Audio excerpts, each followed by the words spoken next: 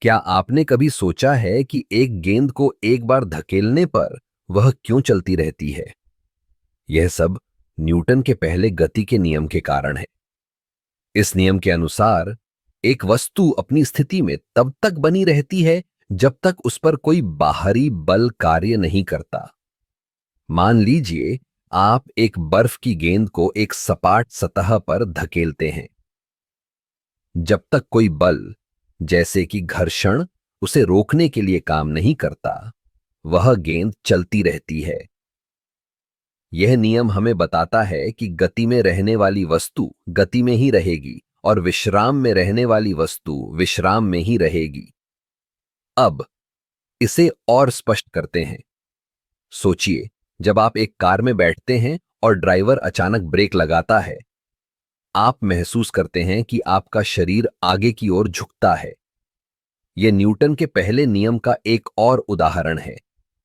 आपकी गति को रोकने के लिए कार ने ब्रेक लगाया, लेकिन आपका शरीर उस गति को बनाए रखने की कोशिश कर रहा है। इस नियम का एक और दिलचस्प पहलू है। जब आप एक बस में बैठते हैं और बस तेज चलती है, तो आप महसूस करते हैं कि आप पीछे की ओर धकेले जाते हैं। यह भी न्यूटन के पहले नियम का परिणाम है। बस की गति बदलती है, लेकिन आपका शरीर अपनी स्थिति को बनाए रखने की कोशिश करता है।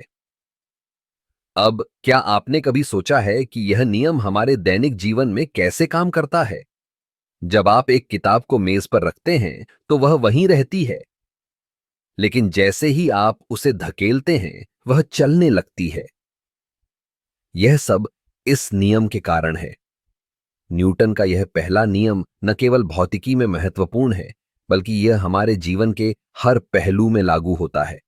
चाहे वह खेल हो, गाड़ी चलाना हो या बस चलना हो, हर जगह हमें इस नियम का अनुभव होता है।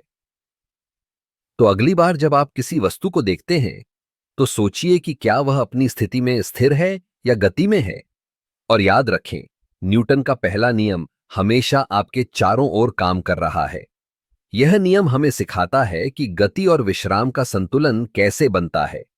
इस तरह न्यूटन का पहला नियम न केवल एक वैज्ञानिक सिद्धांत है, बल्कि यह हमारे जीवन की सच्चाई को भी दर्शाता है।